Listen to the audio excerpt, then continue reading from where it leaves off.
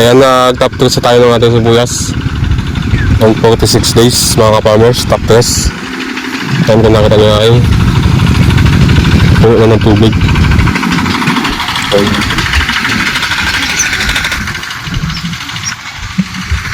So, ito yung unang patay namin.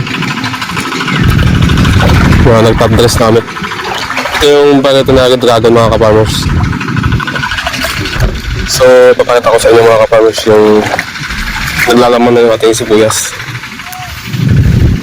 Ayan o. May laman na siya o. Ayan guys. Laman na siya.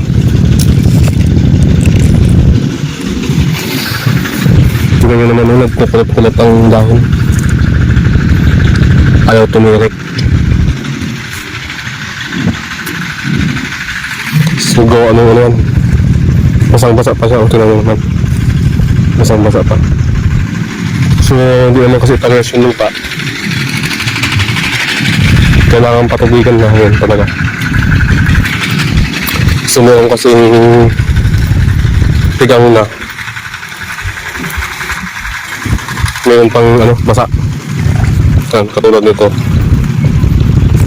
O, basa pa dito. Yan, basa pa siya dito.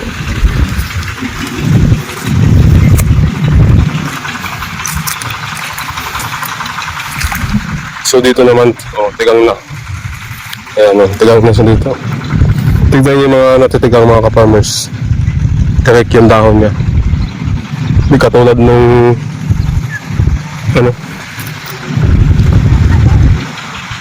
yung madal isang yung hindi matagal matuyo.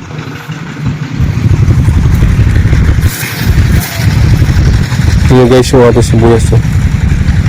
Nakaramdam sa sa pang-spray. Ay, nagbalok to.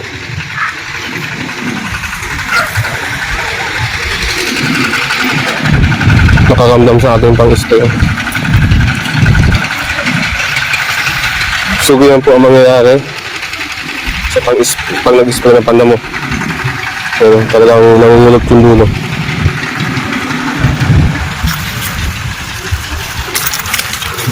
Ayan guys, malaki na yung laman malaki na diba? So 45 days na kasi ito. Kaya maglalaman na yan talaga mga ka-farmers.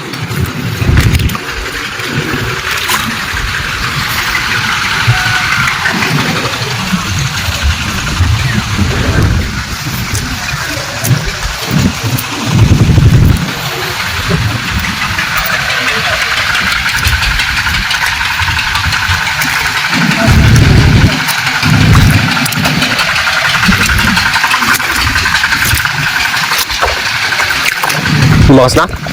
Ha? Lumakas na? Okay. Di ba bakit sa ito ba na? Ha?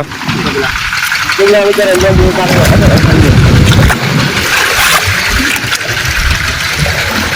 Ba't ako sa tubig dito? Sulit mo lang?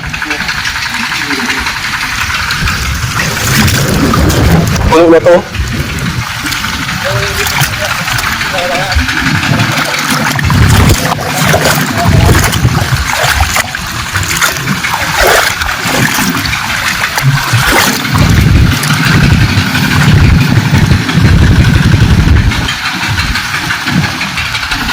Butas.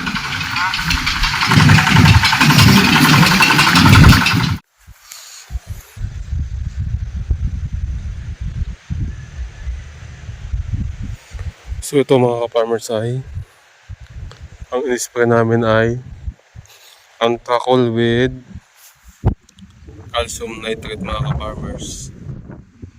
Ayan, yung calcium nitrate mga ka-farmers ay pampatigas ng katawan. So, yung iba kasi ay pagsakan. So, aangat na mo rin naman talaga yan mga ka-farmers. Yun, meron ng laman. Yun, malaki. Yung pula na yun.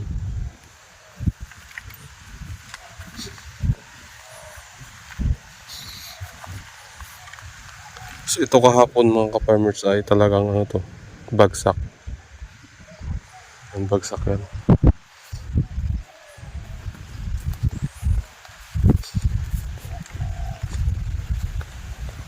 Tsaka ito kahapon matindi ang bagsak. Lalaki ng katawan, no?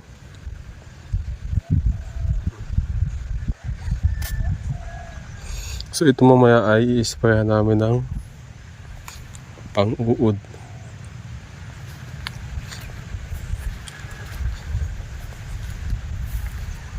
So yung calcium nitrate pala mga ka-farmers, yun yung ano, ginagamit namin pampabulaklak ng mangga.